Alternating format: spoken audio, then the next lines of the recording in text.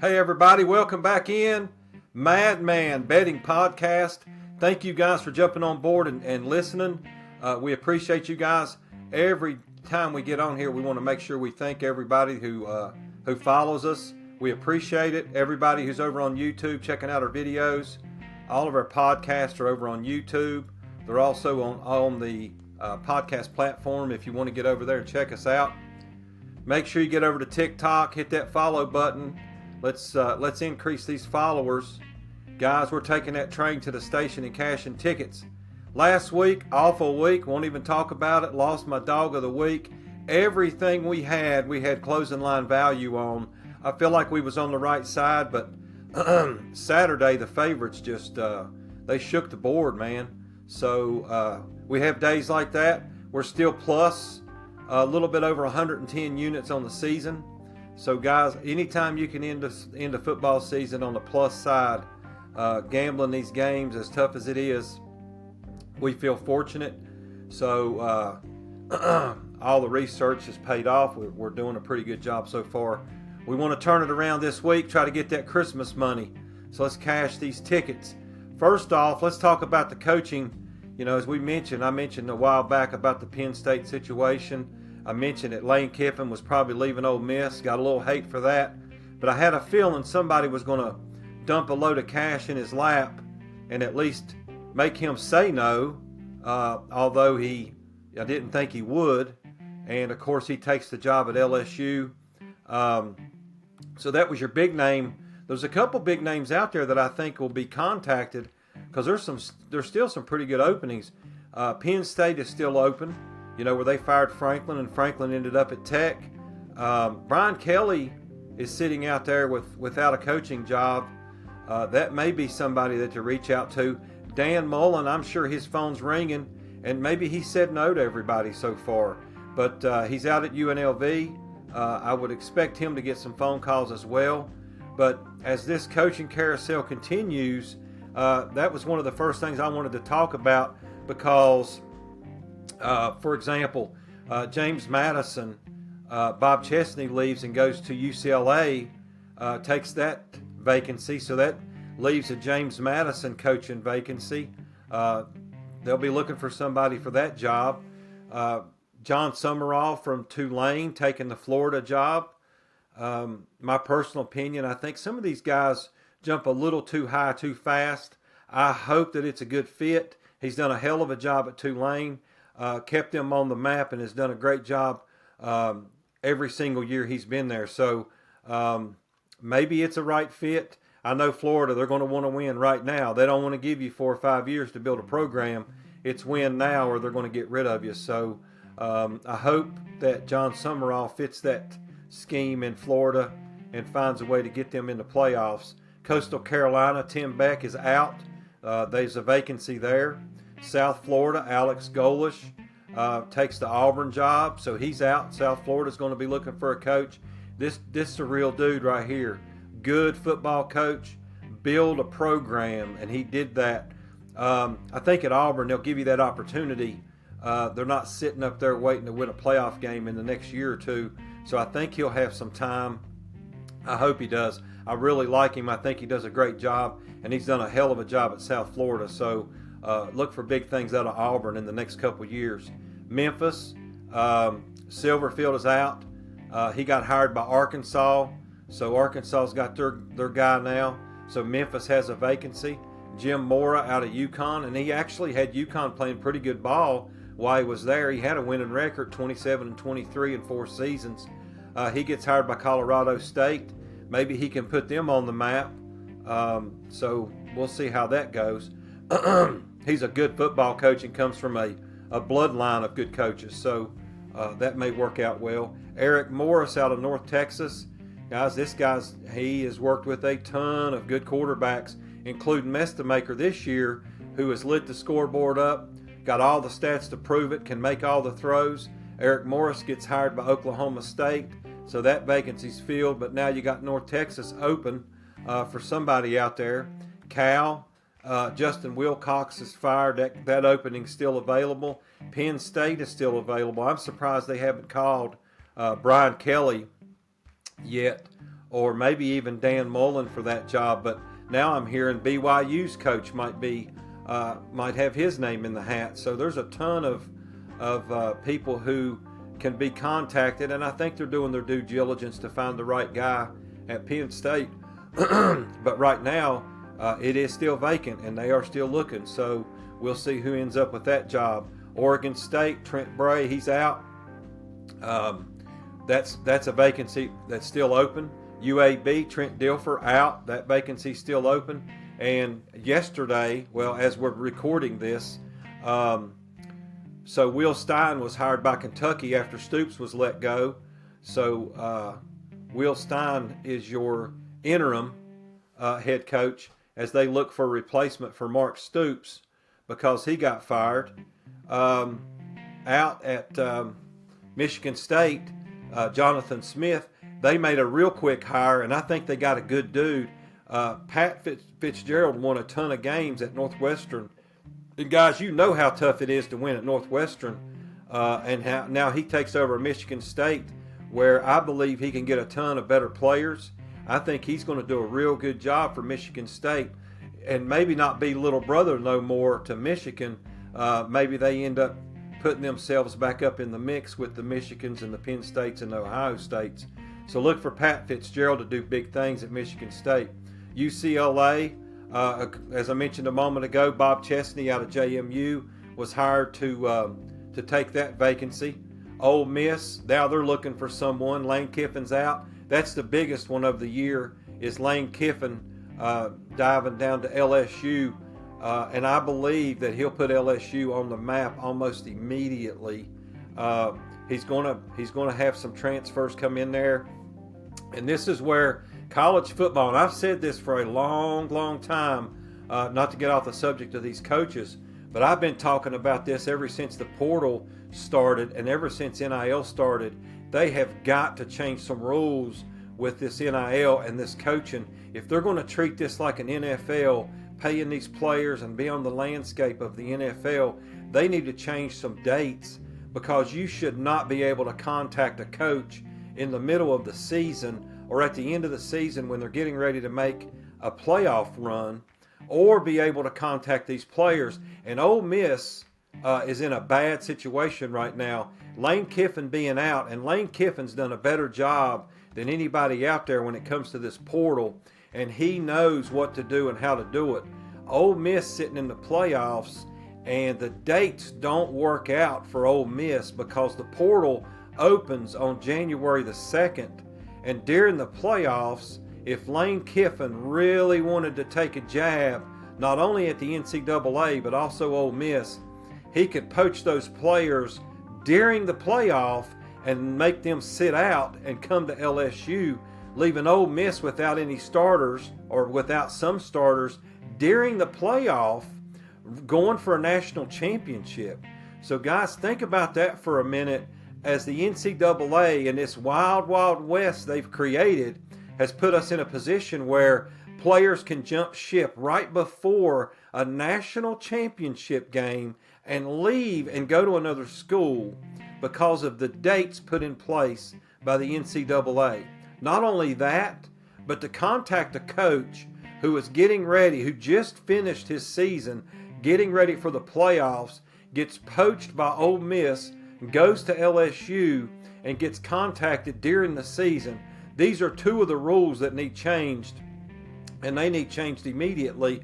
I don't know whether you'll see it happen or not, but I can promise you this, before this season's over with, you very well may see these playoff teams lose some players, because I can tell you right now, just like Lane Kiffin leaving for $90 million, one of these players get a phone call and say, hey, if you'll leave right now, I'll give you 1.5.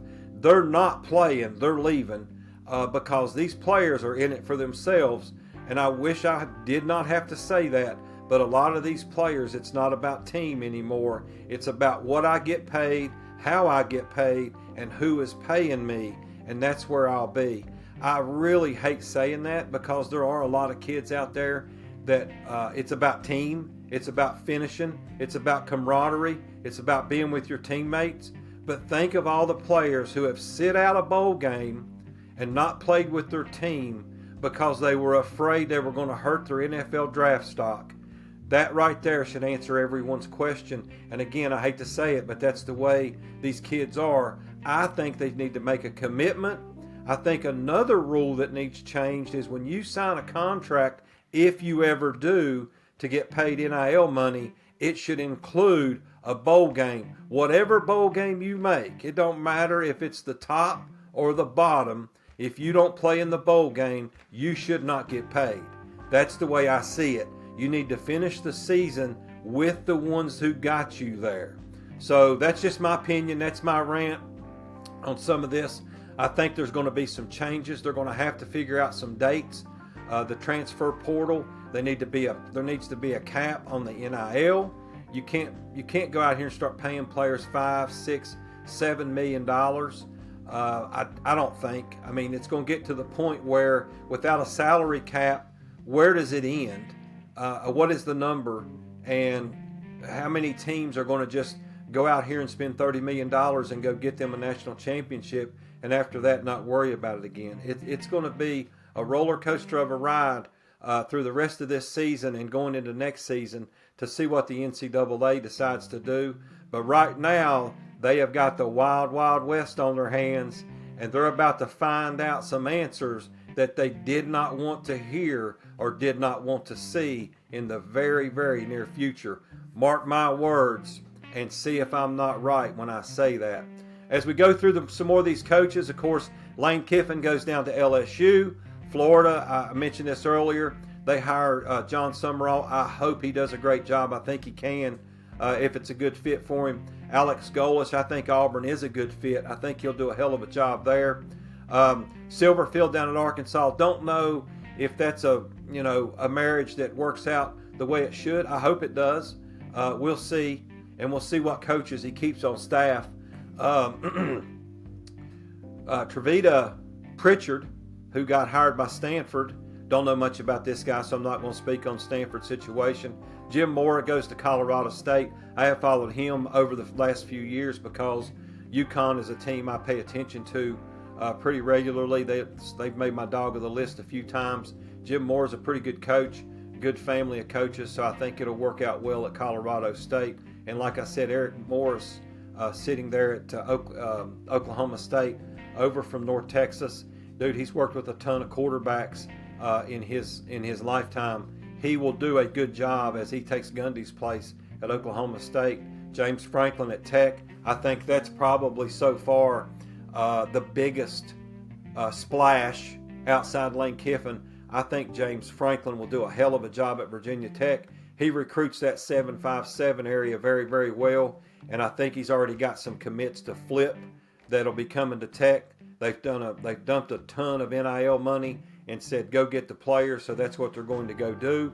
I believe you'll see instant results from Virginia Tech. I don't think you'll see a losing season next year, and don't be surprised if a ton of other teams don't do the same thing as Tech's doing to see Tech in the ACC championship game next year. Because they're going to go get the players they need to fit the positions they need. Mark Carney was promoted as interim coach at Kent State after Kenny Burns was fired. We'll see what happens there, whether they bring someone else in or not.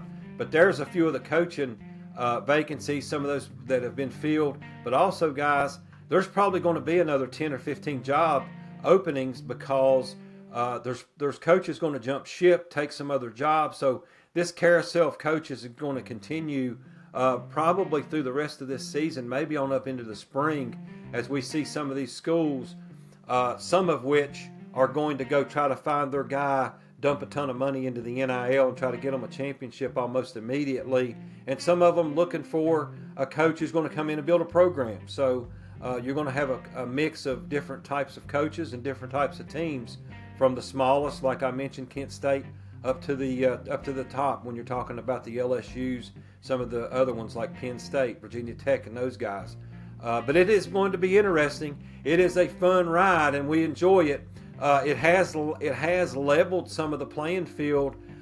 It's not Alabama every single year sitting there in the championship, or Georgia and some of these guys, you've got some teams that have an opportunity because of NIL trying to get into this playoff. I believe that you're going to see, especially over the next couple years, as donors and money starts pouring into some of these schools, you're going to have some of these teams have opportunities that they never would have had and have never had in the past, that'll have an opportunity to get into the playoffs and make a deep run. So it is going to be interesting. It's going to be fun to see.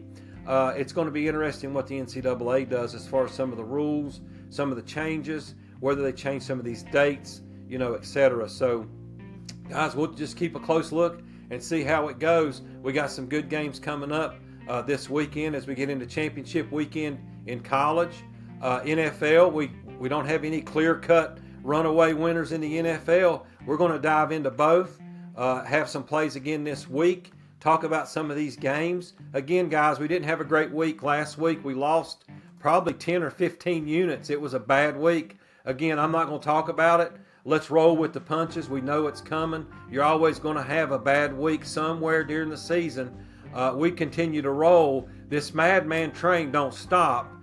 We might have hit a bump, but it's not going to stop. We're taking the train to the station, going to cash some tickets. So we're going to get ready for this week coming up as we dive into championship week, week number 15, and also week number 14 in the NFL. We're going to take a really quick break, and when we come back, we're going to dive into the college football slate for this weekend. We'll be back in just a couple moments.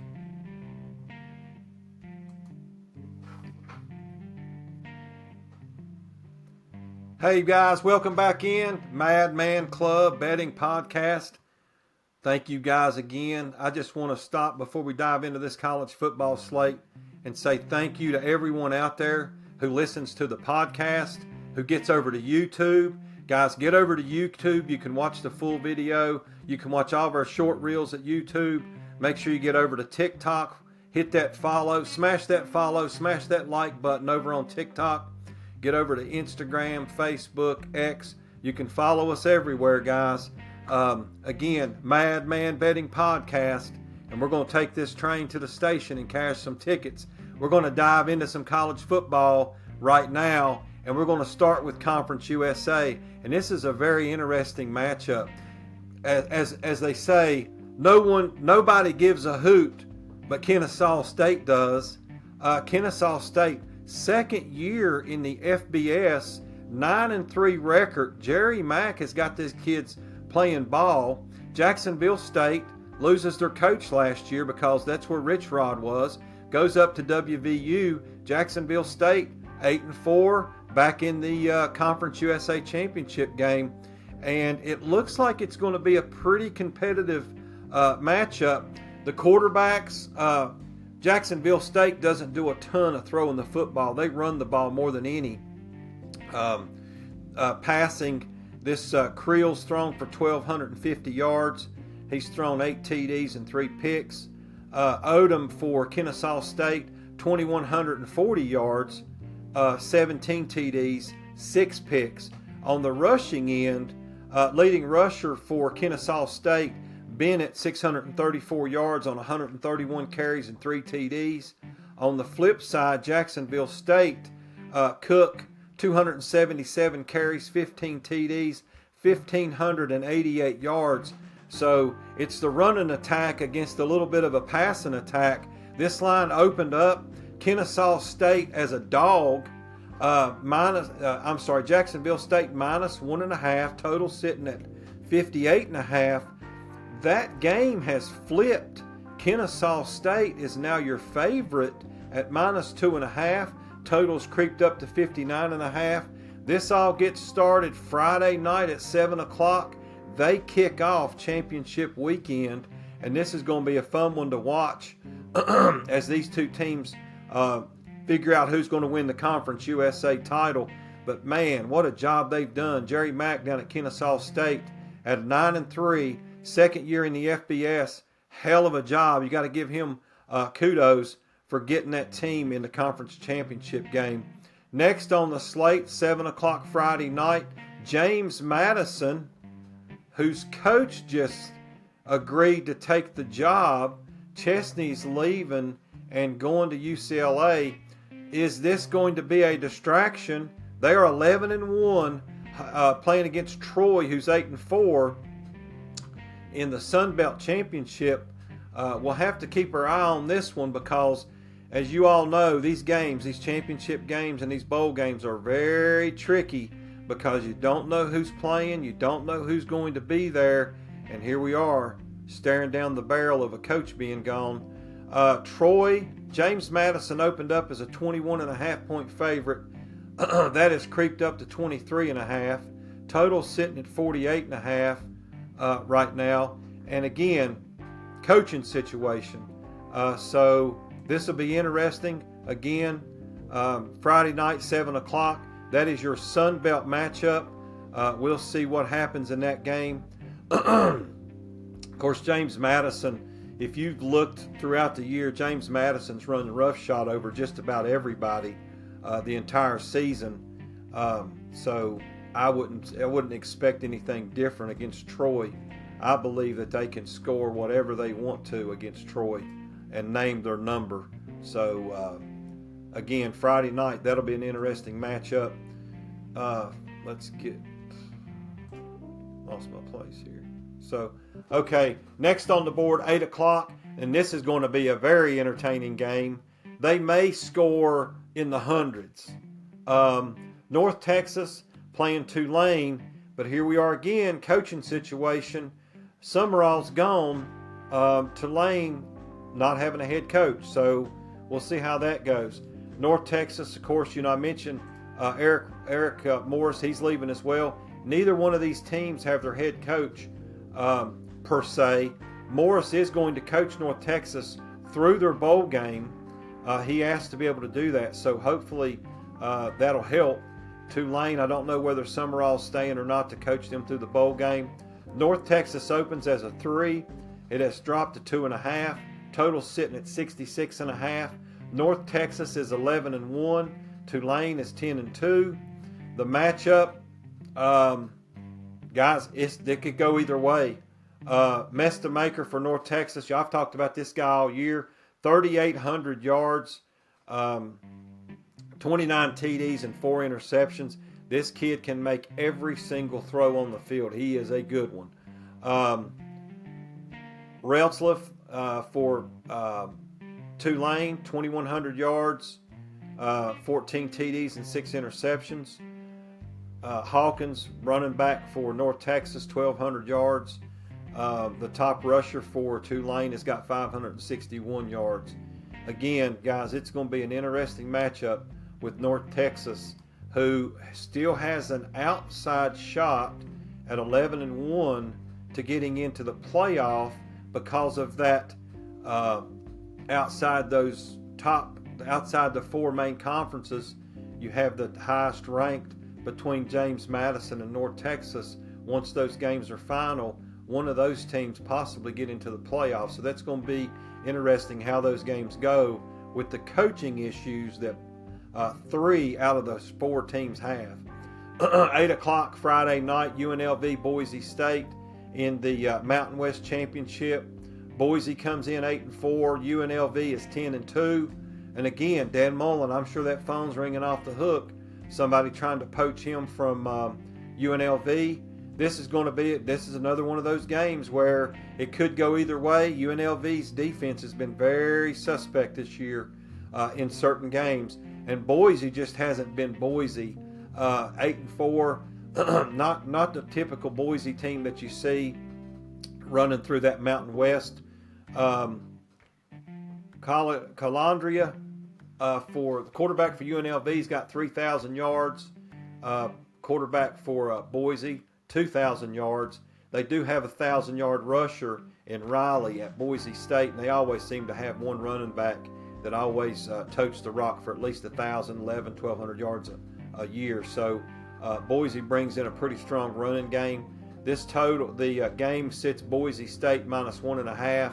Total sitting at 56.5. Like I said, I lean a little bit toward Boise just because they've had some bumps in the road, but they got a really good football team.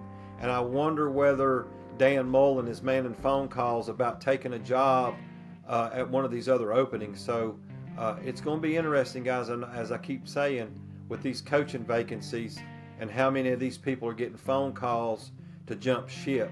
So we'll see how that goes. Saturday, BYU, Texas Tech, 12 o'clock game. BYU's coach is another one who very well may be gone at the end of this season. This is an interesting matchup for a couple reasons. BYU 11-1, Texas Tech 11-1. The only game that BYU lost was to Texas Tech, which means they could lose twice to Texas Tech in the same year. They're sitting in the rankings, and it makes you wonder how they're going to look at BYU with 2 losses. If Alabama were to lose and have 3 losses, are they going to put Alabama in? I know they're an SEC, but the only team that BYU lost to, if they lose again, is to Texas Tech, who is the number 5 team in the country. BYU sitting at number 11, and does that push them out of the top 12 and not give them a playoff spot? And look at Notre Dame, who is not playing in the championship game, who will not lose, who will put themselves in the playoff just because of where they're ranked at, and an independent without a playoff spot. So it's going to be interesting what the committee does once they make some of these decisions. But BYU at 11, Miami at 12, and they're going to play Texas Tech. And if they lose a second one to Texas Tech and Alabama loses a close one to Georgia, they'll put Alabama in as a 3-loss versus a BYU team with 2 losses to the exact same team. I don't think it's fair to look at it that way, but that's what your committee is going to do. Again, interesting matchup, both 11-1. Texas Tech blew them out earlier in the season. Both of these teams have got a ton of talent. Quarterbacks both have thrown for 2,500 yards. Both teams have a 1,000-yard rusher. Again, both of them only have 1 loss. BYU lost to Texas Tech, and here we are again sitting here playing in the Big 12 championship game. This game's at 12 o'clock on Saturday. Very interesting game. I don't know if I got a hard lean toward Texas Tech, but I am leaning in that direction. They are favored by 12.5. Total sits at 50. Again, very interesting how this one shakes out. Another game at 12 o'clock on Saturday, Miami of Ohio and Western Michigan. They play for the MAC championship, and this game, I guess, it is available. It's available for us to bet on, and it's available for us to watch, but there's a ton of other better football, in my opinion, than to watch Miami of Ohio and Western Michigan. Miami of Ohio is 7-5. Western Michigan's 8-4.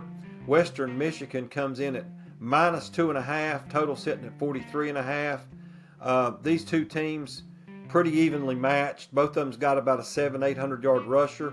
Both teams have got a quarterback that's thrown for right around 1,500 yards. The line speaks to that by saying 2.5. Like I said, this game could go either way. Both of these teams late in the season have had some showings of pretty good football, so we'll see how that one shakes out in the MAC. Next up, 4 o'clock on Saturday, Georgia Dome, Georgia versus Alabama.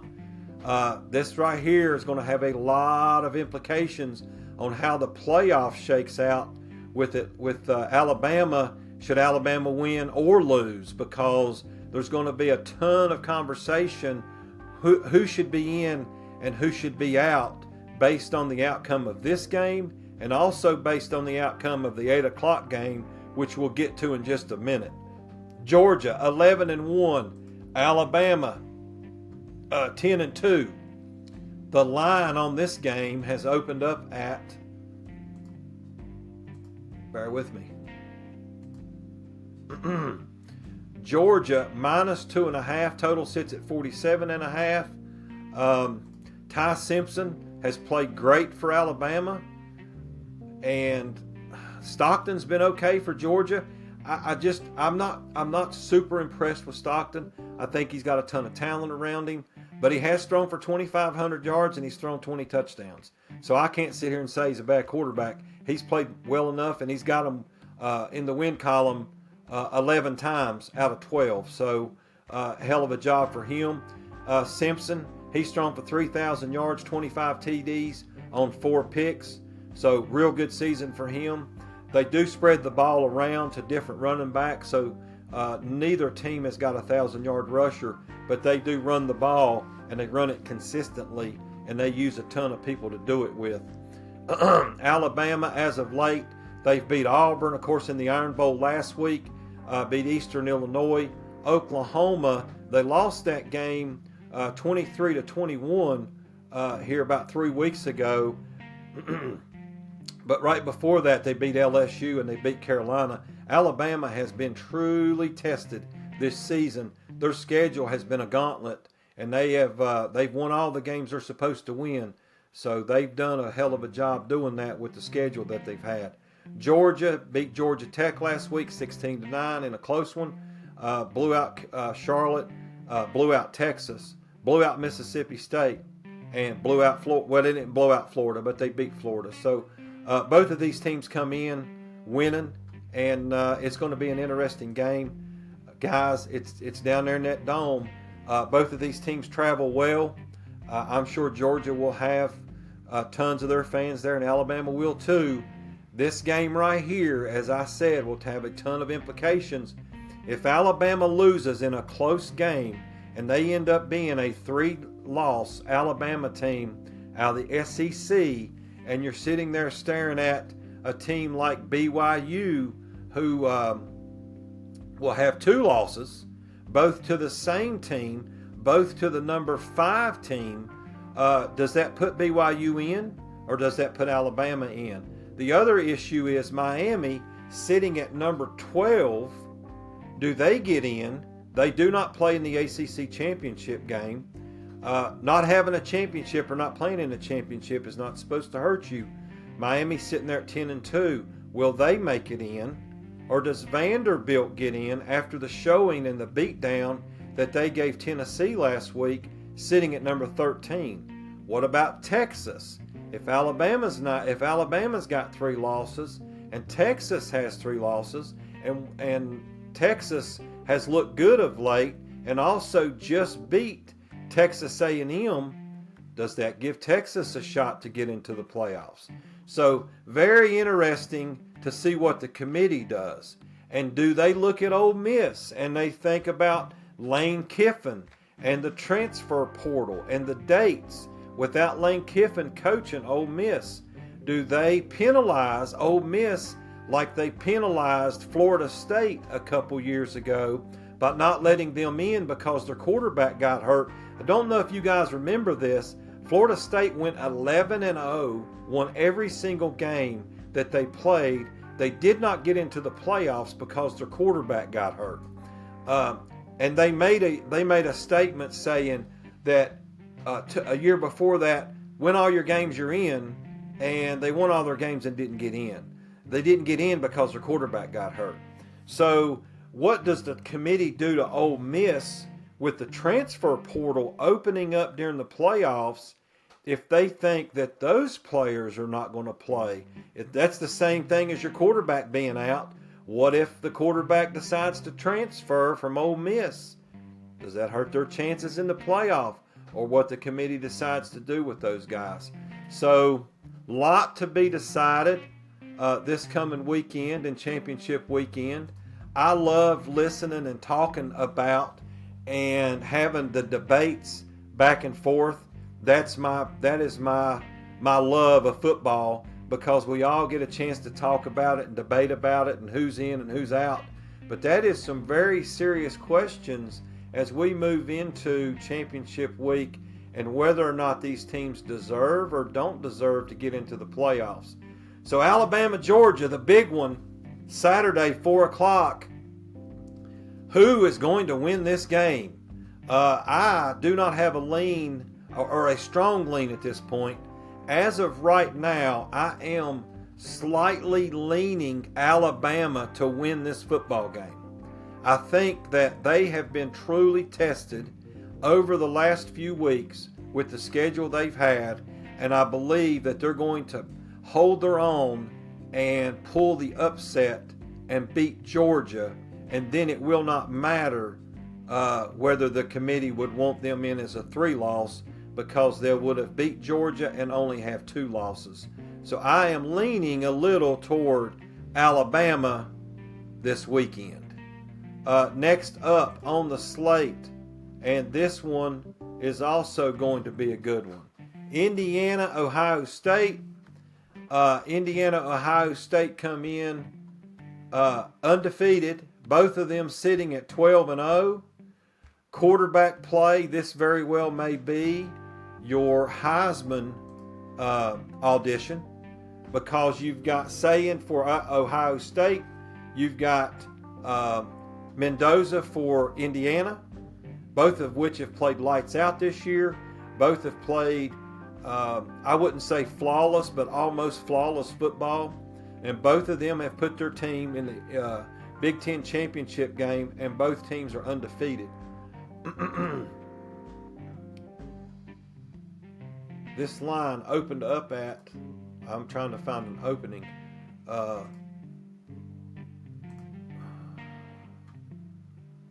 Ohio State is favored by 4.5 in this game. And it's going to be an interesting game as well. This game is played in Indianapolis in the Dome.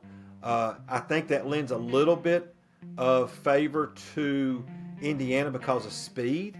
But also, don't forget about Ohio State's defense. This defense is number 1 in the country. But Indiana's defense is number 2 in the country at points allowed. The quarterback, Saying thrown for 3,000 yards and 30 touchdowns. Mendoza's done about the same.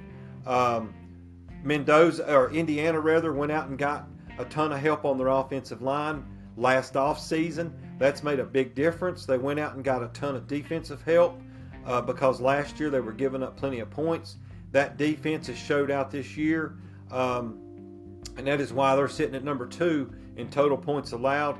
This game right here is going to get very interesting. As of right now, I have a really strong lean toward Indiana. I think Indiana gets the job done this time. I think they do it, and I think they do it right this year. And I think Indiana beats Ohio State.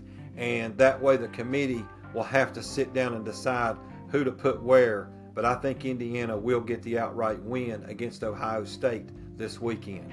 Here's another controversial game.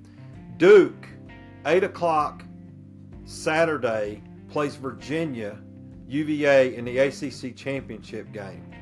And if they win, I think my understanding is you're supposed to be in, if you win, out of the ACC, Big 12, Big 10, or SEC. So do you put a 7-5 Duke team in if they win the ACC? There's a chance they can beat Virginia. The line is set right. It's 3.5. UVA's favored by 3.5. So obviously this game is not expected to be a blowout. Duke has got the talent. Mesta has thrown for 3,500 yards and 28 TDs. Duke plays with their food a lot, and that's why they lose some of these games. They were a complete no-show. I remember back when they played Illinois this year, just did not even show up. And in some games, they come out here and blow teams out. It's like they play when they want to, and they don't play when they don't want to. UVA, Duke's unranked. UVA's number 18. What happens when one of these teams wins this week, and what does the committee do, especially if Duke pulls this upset? So there's your college slate. Interesting matchups, interesting games, interesting what the committee will do coming up this weekend, because once these games are played on Sunday, they will give you your playoff. The committee will give you your playoff standings and which teams will be ranked in the top 4 and which teams will be playing each other. So going to be interesting to watch that show and see what the committee does, because as I always say, they speak out of both sides of their mouth, and it always seems like they put who they want where they want. So we'll see what they do this year as we move on into that 12-team playoff coming up. Guys, get ready. It's going to be a fun weekend. We're going to be giving out winners over at madmanclub.com. Hit that subscribe button on madmanclub.com. It's free. Email address, I think, is all you got to put in there. You get all the plays. You get the college plays. You get the NFL plays. and that Madman Dog of the Week every single week over at madmanclub.com. Make sure you follow, hit that like button over at on TikTok, get over to YouTube, sign up at YouTube, and that way you'll see every time we drop a video. All of our short reels, all of our podcasts are over on the podcast platform. You can follow us on X, Instagram, and Facebook. Guys, check us out. Follow us everywhere. We're taking this Madman train to the station, and we're cashing tickets every single week. We're going to be back in just a couple minutes. We're going to talk about NFL coming up for week number 14 as we move on in through the NFL football slate. We'll be back in just a few minutes. Hey guys, welcome back in Madman Club Betting Podcast. Glad you stopped by. We're getting ready to dive into some NFL. Again, guys, real quick before we get started, thank you so much to everybody out there who follows us, gets over to our TikTok page. All of you guys who subscribed over on YouTube, we appreciate it. Guys, follow us everywhere. You can follow us over on X, Instagram, TikTok, YouTube, madmanclub.com. Guys, if you get over there, right now everything at Madman Club on all of our plays, no charge. College plays, NFL plays, and that Dog of the Week every single week at madmanclub.com. All you got to do is subscribe. It's no charge the rest of the year on everything as far as the plays are concerned over at madmanclub.com. So get over there and check us out. Guys, get over to TikTok. Smash that follow button and like button over on TikTok. Tell your friends, the Madman Club Betting Podcast, we're taking this train to the station and we're cashing tickets. So guys, let's get ready. We talked about a little college football, those games and what matters and what the committee might have to decide. Now we're going to talk about a little bit of NFL because it's getting very interesting in the NFL. No one is running away with it. Early in the season, we thought the Colts were just a runaway freight train, and now all of a sudden they've lost 3 or 4, and they got a tough one coming up this week against the Jaguars. That's going to be interesting. Dallas, one of my sleepers, I gave them out in the NFC East back in the summer. They were one of my sleepers. All they had to do was get the defense lined out. They've lined it out a little bit, so they're moving in the right direction. They got a tough game this week. Detroit needs a win in the worst way. Another game this week, Houston and Kansas City, elimination game pretty much for Kansas City. So we'll dive in. I've got a couple leans on some of these plays. Cowboys, Detroit Thursday night. Detroit 3 and a total sitting at 53. This may be a spot to back the Detroit Lions. They're back at home. They're coming off what really is a couple weeks of bad football. They just have not looked good at all the last couple weeks. And I believe a lot of it has to do with who's calling the offensive plays. And if you guys didn't know this, Campbell's calling the offense, and I don't like it. Give that job to someone else. You help the defense win the football game, but give that play calling back to somebody who can spread it around, score the points, make sure that offense is clicking, because right now it is not clicking at all. So that game is going to be an interesting game to pay attention to this week. Like I said, I have a lean toward Detroit on Thursday. They're back at home. They're playing the Cowboys, who are riding high off a couple pretty good wins, Kansas City and Philadelphia. They had that comeback win against Philadelphia here a couple weeks ago. So they're riding high. They're on the road, heading up to play Detroit. And I believe Detroit might be able to right the ship this week. So a lean toward Detroit. Again, guys, all those plays will be posted over at madmanclub.com. All of our college and NFL plays in that Dog of the Week this week will all be posted over there once we make our final decisions. Next up, Seattle on the road. Seattle, another team. They don't have it locked up, but they've been playing good football. Sam Darnold's been doing a job, and their defense is clicking. 9-3, they're on the road. They play Atlanta. But Atlanta at home can create some problems for some people. So that's going to be an interesting matchup this week. The Texans and the Browns this week as Shador, third start. He seemed like he was clicking a little bit against San Fran. They made a ton of mistakes in that game and let that game get away from them early because of the mistakes. Tennessee comes to town. The game is in Cleveland. Really low total. I expect a low-scoring game.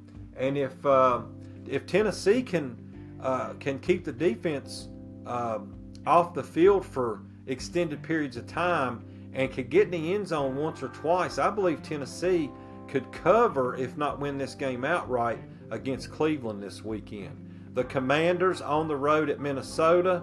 Minnesota has looked awful pretty much all year. They went on the road last week and just got manhandled by Seattle. They are at home playing Washington. Washington off a short week. I lean Minnesota right here simply because Washington is coming off a heartbreak loss where they went for 2 and lost the game 27-20. No, I'm sorry. 27-26 last weekend. So interesting spot for Washington as they go on the road to play Minnesota. And Minnesota, we'll have to see what they do at quarterback. That's going to be an interesting decision. But Minnesota's defense is what could keep them in this game, and I believe Minnesota can win this game and win it by more than the 1.5. So I am leaning toward Minnesota. Dolphins and Jets, interesting game here simply because Miami, they're playing okay considering their record being at 5-7. The Jets are fighting. They have some fight left in them. They're not winning any games other than they did win a game last week against Atlanta. They're 3-9, but they're fighting, and that's always a sign of a good football team as long as they keep fighting. And that's why I think they'll keep these games close down the stretch and pull a couple upsets. This very well may be that spot where they pull an upset and beat Miami. Being back in New York, it's going to be cold, as we all know, that time of the year when it's down in the 40s and 30s. Dolphins on the road, coming out of that climate. I believe this will be a game where the weather will play a part, and it gives the Jets an opportunity to pull an upset this weekend. Tampa Bay in a pretty much a must-win if they want to win this division. And another sleeper I gave out was Carolina, and over their win total of 4.5 back in the summer. And I said Carolina might be the team as a sleeper in this division and also create havoc as to who may win the division. I don't know. I don't think I had them actually winning the division, but causing some problems. And right now they're causing problems. They are in first place in the NFC South. So Tampa Bay, which does kind of control their own destiny because they still play Carolina twice. They got the Saints coming to town this weekend. They're an 8.5-point favorite. This is a week where I think they get right, and I think they take care of business. I think this game could be a blowout this weekend against the Saints. Pittsburgh and Baltimore play this weekend for the first time this year. Both of these teams have looked good at times, and both of these teams have looked really, really, really bad at times. Pittsburgh 6-6, Baltimore 6-6. They're tied at the top of the division. So now's when it's game time. You got to get ready. If you're going to win this division, this is the game it starts with because of Cincinnati and Cleveland's record. So Pittsburgh needs to win this game. Baltimore needs to win this game. So it's going to be a slugfest. We know these two teams don't like each other. Baltimore sitting at -6, total at 43.5. Look for this to be a very close, low-scoring game. I think the defenses will show up, although they have not for either of these teams lately. I believe this game right here will be a low-scoring defensive battle and maybe come down to a field goal late in the game for the team that may win it. Indianapolis on the road at Jacksonville. Jacksonville's 8-4. Indianapolis is 8-4 because they've lost 3 of their last 4 ball games. They've put themselves in a position where they need to beat Jacksonville this week to stay atop the AFC South. So that's going to be very interesting as we get into that game, because you also have Houston, who is 7-5, knocking on the door. So this right here, this division is going to end up looks like coming down to the wire. So Indianapolis and Jacksonville. Indy's a 1.5 point favorite on the road down south. Total sitting at 48.5. Jacksonville's played pretty good ball lately. Look for Jacksonville to be ready for this game this weekend. It's going to be interesting to see which team for Indianapolis shows up. The team we seen earlier in the season, or the team we've seen these last 4 weeks turning the ball over and giving these games away. Denver on the road at Vegas. Vegas has looked awful. I don't expect a change in that game. But another game I really like is the Bears and the Packers. The Packers are -6.5. Chicago's sitting atop the division at 9-3. Packers are 8-3-1. This right here will probably be one of the games that decide the NFC North, depending on how the lines play down the stretch, because the lines are sitting at 7-5. This line opened up as Green Bay -6.5, 44.5. I know the Bears keep winning. I know they keep finding a way, but the luck factor, it's got to run out sooner or later, I would expect. This game's on the road. It's at Green Bay in Lambeau Field. I believe this is the week where the Bears don't have anything lucky happen for them as far as the turnovers concerned, interceptions concerned. I think that Green Bay takes care of business, and I believe Green Bay beats the Bears by more than the 6.5 this week. That's a lean as of right now, but I really am leaning Green Bay this weekend. The other game I've got a pretty hard lean on is the Chiefs and Texans. Texans at 7.5. Kansas City 6-6. I'm sorry. Houston is 7-5. Kansas City 6-6. The line is 3.5. Kansas City's the favorite. They're at home. Total sits at 41.5. Kansas City may come out and play with their hair on fire. They have got to win this game. They will probably be eliminated from the playoffs if they lose. However, Houston knows this as well. Their defense has played lights out as of late. The offense is starting to click just a little bit for the Texans. D'Amico Ryans has got this team playing really good football lately. If the Texans get in here and get them a lead, 7-10 point lead early in this first half, look for the Texans to tighten down the grips on defense and get out of there with a low-scoring win over the Kansas City Chiefs this weekend. That game's Sunday night with the whole world watching at 8:20. That's going to be a fun one. I think Houston has an opportunity to go in there and eliminate the Kansas City Chiefs from playoff contention. Monday night, the Eagles and Chargers. Don't have much on this game. Philadelphia's -2.5 and 40. Philadelphia on the road. The Chargers have got some issues on offense, some issues on defense with the injuries that they're facing. The Eagles have looked bad as of late. The offense is just not the offense we would expect from the Philadelphia Eagles. So really this game, in my personal opinion, can go either way. I just don't think that the Eagles are an 8-4 football team, and I don't think the Chargers are either. But we'll find out. We'll see how this game goes. This might open some eyes. Everybody will be watching. We'll see which teams bring out the heat and which ones don't. And we'll see how they play come Monday night. But guys, we are going to have several plays in the NFL this week and in college. Again, get over to madmanclub.com. Hit that subscribe button on the website. Get registered. You'll have access to all of the college plays, all the NFL plays, the Madman Dog of the Week this week as well, and all the way through the rest of this season as we wind down football season for 2025 and we get closer to playoffs and closer to that Super Bowl. We do plan to maybe dive into a little bit of basketball come springtime. Haven't done it before. I have bet a little bit on basketball, and I have given out some plays before on basketball. Not many. So we're still doing some homework. We want to see whether or not this is something we want to tackle. But as of right now, it's a football podcast. Has been for a long time. That's the sport we love. That's the sport we like to dig into and find those winners. Again, guys, tell all your friends, get over to TikTok, hit that follow button, smash that like button, get over to YouTube, X, Instagram, Facebook, get over on the platform for the podcast. You can follow us everywhere, guys. We're taking this Madman train to the station and cashing tickets. Guys, so let's get aboard. Today, that is a wrap.